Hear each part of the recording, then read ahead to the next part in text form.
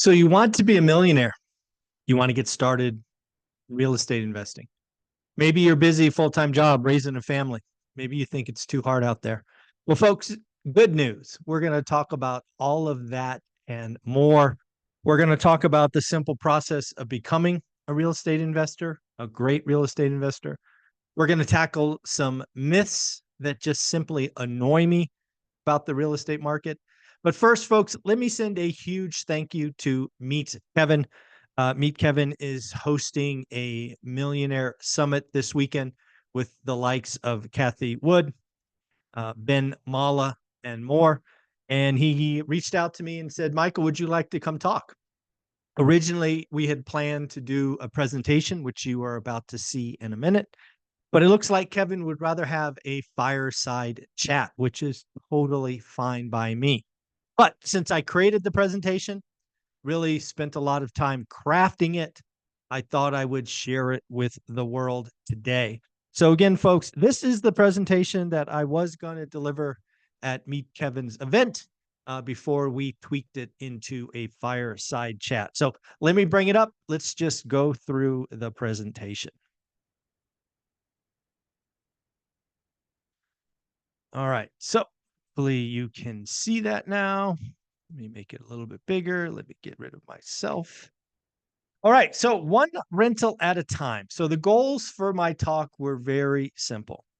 I wanted to highlight how the audience, everyone there, the hundreds of people in the audience and folks watching on YouTube, how you can become a great real estate investor. And I'm going to document the process. I'm going to show you exactly how to do it. We're going to discuss the opportunities that are coming because, folks, I believe we are going to have a huge opportunity coming in the real estate game. Unfortunately, it will not be in the residential market, which a lot of people are focused on. There will be some opportunities, no doubt. We will talk about that. But I think there's a tremendous opportunity in the small commercial areas. And if you want to know, I'm talking 5 to 50 units. There will be undoubtedly lots of opportunity in office and other areas, but let's be real, folks. I'm not buying that stuff. Let's talk about what you and I could buy, and that would be the 5 to 50 unit buildings. And then I wanted to add some real estate myths that simply bug me, irritate me, and sometimes piss me off. I thought I would have a chance to get these off my chest. So those are the simple goals for our talk that I'd like you to hold me to. So first, again, a lot of folks maybe not know my story. Again, our story starts in 2002. We were, Olivia and I, raising our daughter, both full-time employees, working in tech, very, very busy. We had experienced the rush of the dot-com era, where I successfully turned $7,000 into almost 200 grand, only to watch most of it evaporate.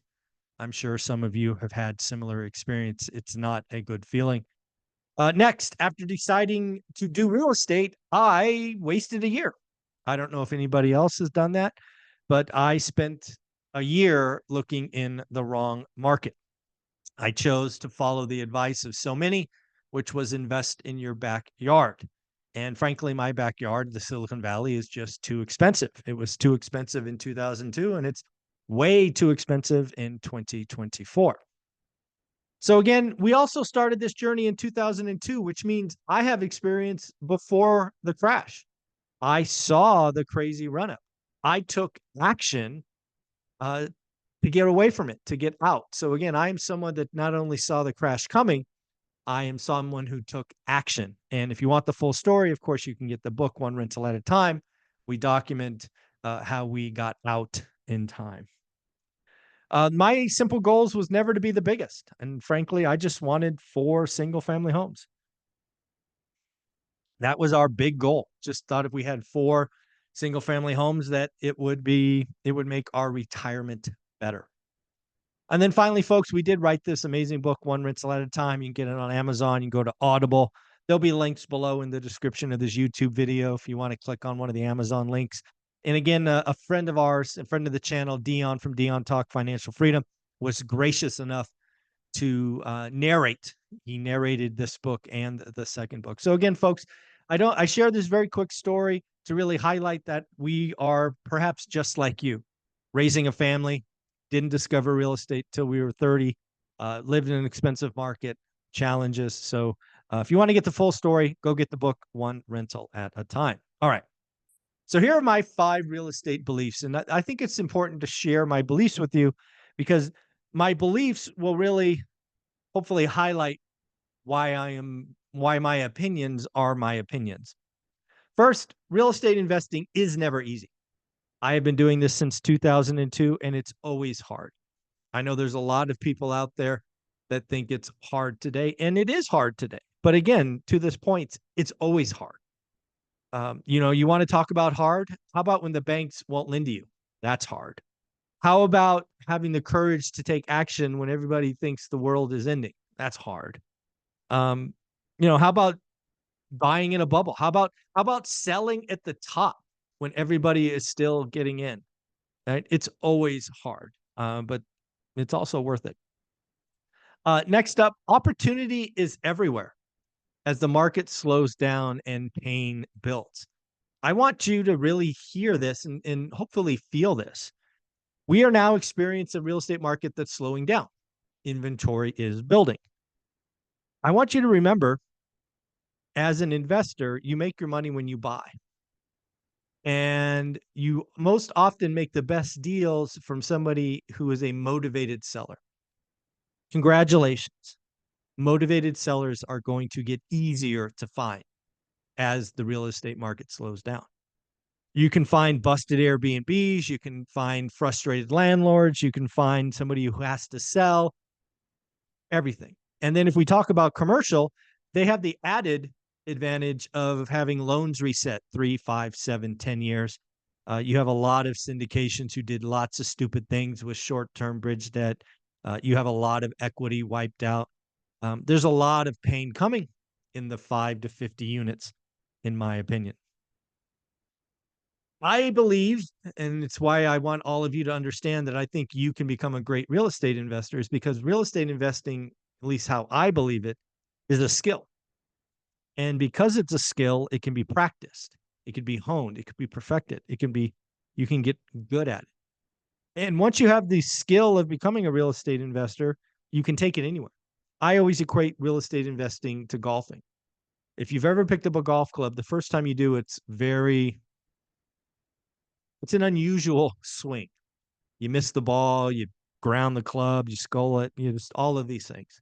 But if you spend enough time on the driving range honing your swing, you then can take that swing to any golf course. That's the magic of real estate investing. If you spend enough time practicing, you could take that skill and experience anywhere. And again, I will give you the full process of how I teach and talk about learning a market. You do not need to become a full-time real estate investor. There's a lot of people out there talking burn the boat, go full-time. And I don't know about you, that's too risky. It certainly was for me, right?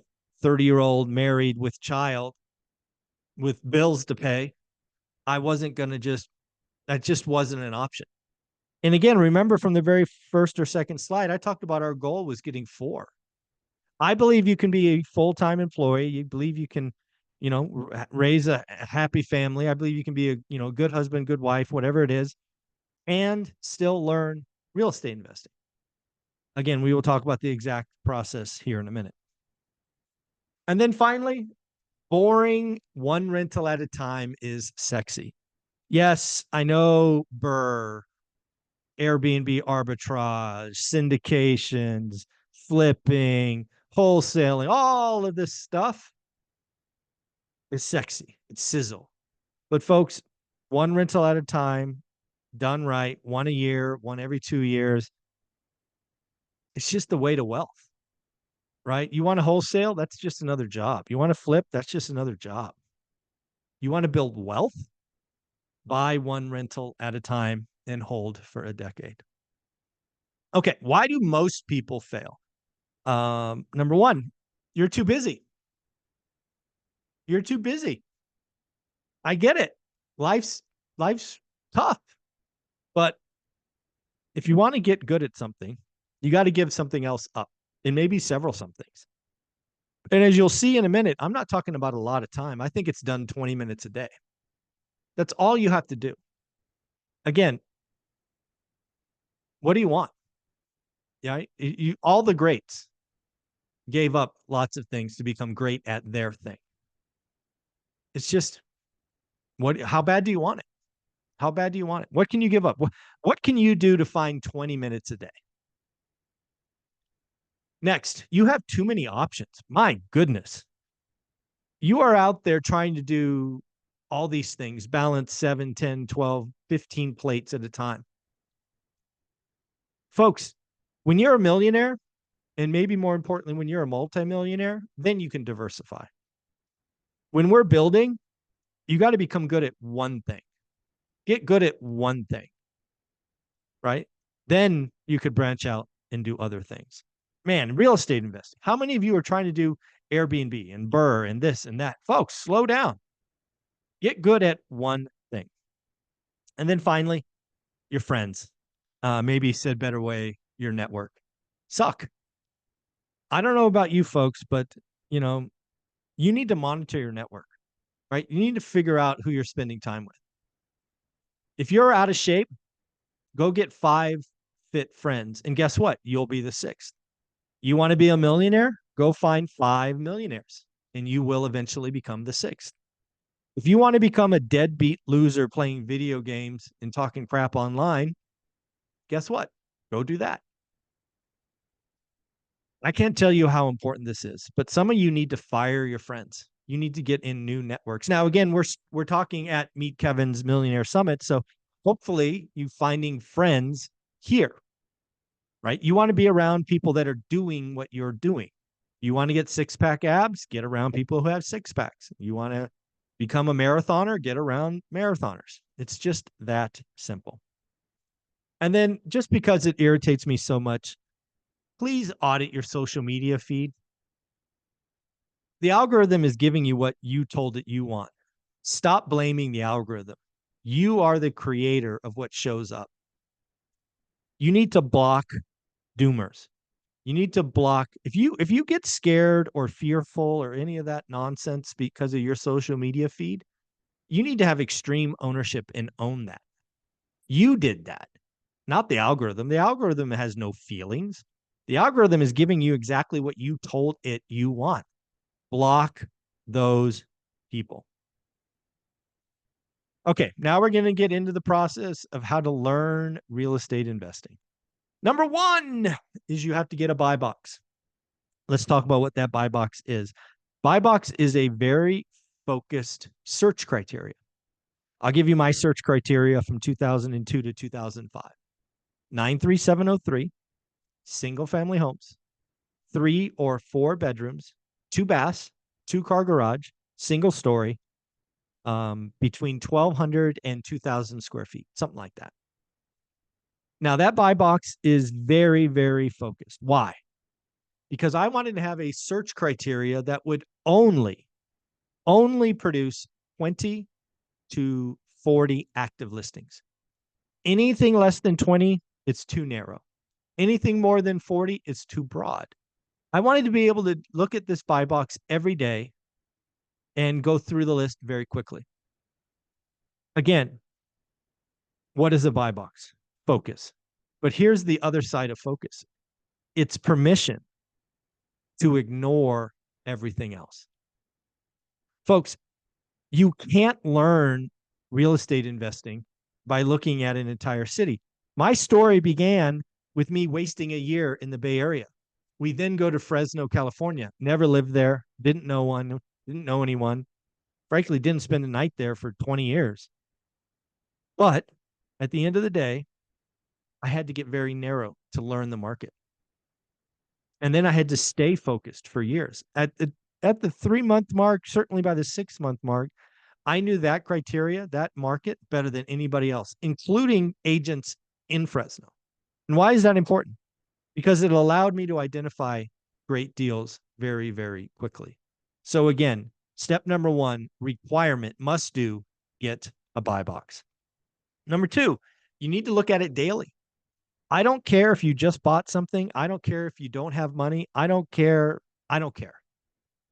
find 20 minutes a day and look at it. If nothing changed, great. You're done in 2 minutes. If something did change, note it, track it, pull up your spreadsheet, note it, price reduction, back on market, new listings, sold, whatever. You're learning. It's practicing the swing. And again, by producing a criteria that has 20 to 40 active listings, you're going to learn that through repetition. You need to ignore everything else. Folks, I gave you my buy box. It means if it wasn't in 93703, didn't look at it. If it wasn't a single family home, didn't look at it. If it was a 2 or 5 bedroom, I didn't look at it. If it was a 2-story, didn't look at it. If it was a tiny house, didn't look. If it was a big house, didn't look. You got to ignore everything else. If you're learning, you're learning. This is not the buy box, and the repetition is learning the game. It's learning what average is. And then you can do great deals. And again, that's the point. This repetition, this monotonous behavior, this laser focus, what you're trying to do at the end of 3 months, 4 months, 5 months is figure out, hey, an average deal in my market is X. It's an 8% yield. It's 11. It's -4, -12. I don't care. That is what we're teaching. That is what we are talking about. At the end of 3, 4, 5 months, you should be able to tell everybody around an average for my buy box is X. And then once you know X, you can do good or great deals. Folks, we don't do average here. One rental at a time, anybody can do average. You and I are talking about doing one deal a year, one deal every 2 years. Why make it average? And again, remember earlier, folks, it's going to get slow out there. So why do an average deal? The buyer makes the deal. Go find something that's been on the market for 30, 45, 60 days. Write a disrespectful offer. Only do great deals, but you can only do great deals after you learn average.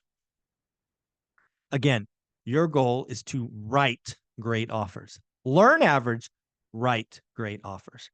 And then you repeat. You just repeat that process over and over and over again until you get your first deal. Fun thing about my buy box, which I gave you earlier, is I looked at that for almost 3 years. I looked at that one little postage size stamped area in Fresno, California for a better part of 3 years. And again, remember, it's going to take you time. It's going to take 3 to 6 months to learn average. Sorry, wanted to take a drink. All right. So now let's talk about how to grow. We just talked about how to get your first one. Let's talk about how to grow. First point here is you don't have to. You can go the sexy way, just one rental at a time. You could do one every year, one every 2 years. There's absolutely nothing wrong with that. Again, boring can be sexy. You can build a small portfolio. One of our millionaires that comes back every week earned financial freedom with 16 units. Who wouldn't want to be financially free with a small portfolio and 16 units? That's just awesome. Nothing wrong with that. Bigger is not better. More on that later. Most of your wealth comes from holding long-term. That's just how you get rich. You got to own assets and own assets for a decade. That's where wealth is built. The longer you hold it, the wealthier you will get. You can do 1031 exchanges. Earlier, I showed you my book, One Rental at a Time. And one of the keys to our growth was 1031ing out of our houses in 2006 into apartments. Again, bigger can be better, but it's not always better. But when single family homes get stupidly priced, I sell and I move the money into multifamily. You can do seller financing and you can raise private money. Seller financing is possible. It does get a lot more possible in a slowing market like the one we are entering. You can also raise private money. Now, it's not something I generally recommend a lot of people do, but if you read our book, One Rental at a Time, you will know that private money served us well. We've raised millions of dollars. Once we were paying 10 and 12% interest only, and another time we were doing 6% and giving 20% of the profit when we were flipping homes. So again, Lots of ways to do this. You got to document the process. Always make sure you return the capital. But again, these are some ways you can grow. And of course, let's not forget house hack. Frankly, 203K loans. Folks, if you don't know this, I have a book called 15 Conversations with Real Estate Millionaires. And one of the chapters is actually Meet Kevin. Meet Kevin and his wife, Lauren, got into real estate with a 203K loan. Boring can be sexy, right? Again, there's lots of ways to get started. You can also do VA, FHA, owner occ, and then move, right? Do it, live there a year, live there 2 years, and then turn your primary into a rental and do it again. So lots of ways to grow. All right, so let's talk about 7 rules, and you will really see how this ties into learning your market. Focus. Again, we talked about why people fail earlier, right? You're too distracted. You have too many options. You're just too busy. Stop. You got to focus. You've got to focus. And for me, focus is a buy box. You got to do it daily. How bad do you want it? I'm only asking for 20 minutes a day. All of you have 20 minutes a day. Shoot, I started doing this in 2002 before there were smartphones. So I had to go, log into the internet from a PC or a Mac. You can do it. You got to grow your network. One of the things that if I was at an event like the Millionaire Summit, I would try to meet everybody here. Right? I believe the key to your future is meeting 2 new people a week. Just 2. If you want to get crazy, go for 4. If you meet 2 new people a week, you'll have 100 people in your network by the end of the year. Oh, by the way, little hint for you. Tell everybody you meet what your buy box is. You never know where deals will come from. Number 4, again, we talked about this earlier. You don't just roll out of bed and find great deals. You've got to learn average first. Once you know average, then you can do a great deal. I hate to tell you this, folks. If you're going to be in this real estate business, bad things will happen. Tenants will not pay sometimes. Contractors will flake. People will steal from you. Mother Nature will knock down trees, blow over fences. Sewer lines will pop or break. Bad things will happen. Learn and move on. Wealth is a journey. It's a 5 to 10 year commitment. I would tell you that the first 5 years of real estate investing is hard. 10 years can get pretty easy. Systems, processes, you're not making the same mistakes. Wealth is building. And then the final one, again, we talked about this earlier, you got to audit your network. If you want to get in shape, you want to get rich, you want to be a real estate investor, get in the right rooms. And one of the things I'll say here is if you want to be a real estate investor, you want to do it the boring way, you got to come join our school community. You can just go to school.com, type in one rental at a time, $20 a month, get around hundreds of other folks that are doing it, networking. We've got a lot of free education. I put my $1,000 10-week boot camp there for free. We've got a 6-hour master class. We've got live events just in the next week. We're talking to April Crosley, Millennial Mike. We're going to get Lance Lambert. We're going to get Henry Washington, I think the 1st or 2nd week of July. We're bringing you folks that are really doing this business. Join school today. $20 a month, be in the right rooms, network, introduce yourself. Tell us your buy box. Let's just get going. Join school today. Audit your network. All right. How to get wealthy. You have to track your discretionary income. Folks, I don't care how much you make. I care about how much you keep. How much of that cash at the end of the month can you invest? That's called discretionary. You could call it disposable. It's essentially money you can light on fire and nothing changes in your life. You need to track that. You need to grow that. If you don't know what your discretionary income is at the end of the month, figure it out, like today. And then track it. And then ultimately grow it. Let's say your discretionary income is $500. Great. Congratulations. You know it. You know what? Let's try to make it 600 next month, 650 next month. This was important. Again, our journey starts this whole real estate thing when we were spending every penny. I had nothing left over. I thought my job was to make money, spend money.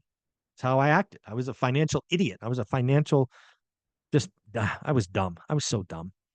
But after catching religion, we eventually take our spending down to 50%. It took time. It took months, if not a year. But over time, we were able to take our spending down to 50% of our income. And thus, we could take 50% and save it and invest it. You have to have discretionary income because that becomes seeds. The seeds buy assets, and then assets grow. You only need to become an elite investor at one thing. For me, that was 93703. That was my buy box. I knew that better than anybody else on the planet. It doesn't have to be real estate. It doesn't have to be single family homes. I don't care. It could be classic Ford Mustangs. It could be rare wine. It could be Pokemon cards. I don't care what it is, but become elite at one thing. This whole, I'm going to do 7 different things, it's going to burn you out, and you won't become elite at anything. You need to focus. And then again, you just need to do that for 10 years. If you do all of that for 10 years, I like your chances of becoming wealthy. All right. So we're almost done. Let's talk about some real estate myths that bug me. Bigger is better. You're a loser if you buy a rental home. We've all heard the guy on the internet talk about if you don't buy 32 units, you're a moron, you're an idiot, blah, blah, blah. Well, folks, I've been in the game for 20 years, and I'll tell you this. Bigger is better sometimes. It's not always better. In fact, I've been looking at units for, I don't know, the better part of 20 years, and sometimes multifamily is better. I would argue for the last couple of years wasn't so. Folks, I'm dead serious. I went to an event just like this in Silicon Valley in 2018. I just left financially free from one rental at a time. And everybody in that room, or seemingly everybody in that room, was a brand new syndicator. They're not operators. They didn't know anything. They were just a bunch of tech people with tech money talking about buying stuff out of state. Now, if they were lucky enough to start in 2018-19, they may have done okay. But guess what? Over time, those financial idiots did some really stupid things. They got bridge debt. They got short-term debt. They made bad assumptions. And frankly, they're all going to lose. It's about to get ugly. If you are an LP in some of these deals done in 22 and 23, your equity could be gone. How many of you have gotten capital calls? How many of you had distribution stop? Bigger is not better. Always. Sometimes, but not always. And again, I am perfectly fine doing one rental at a time. The 1% rule. Woo! As I talk about in our book, One Rental at a Time, I too believed in the 1% rule in the beginning. It was simple. It was sexy. Felt cool talking about it. But at the end of the day, if you really know what the 1% rule is, it takes you to the worst parts of town. You ignore HOA fees. How many of you done a 1% rule not realizing you're paying HOA? Mistake. Yeah, it's a recipe to buy cheap, and cheap can cause a lot of pain. I've known a lot of people that did the 1% rule and lost. I can afford negative cash flow. I have heard this a lot. I actually wrote about one story in my book, One Rental at a Time, about a tech executive who was proud of the fact that he could afford 5 negative cash flow units, 4 or 5, I forget now. That's not the game, folks. You want your assets to add cash flow. You don't want to have to work 3 hours a week, 6 hours a week just to pay for your rental properties. Don't do that. Put your money in a money market account. If you have negative cash flow, I call that an alligator. It's the only picture in my first book. But again, don't do it. Don't be arrogant. I can afford negative cash flow. No, you can't. The market goes wonky. The market goes bad.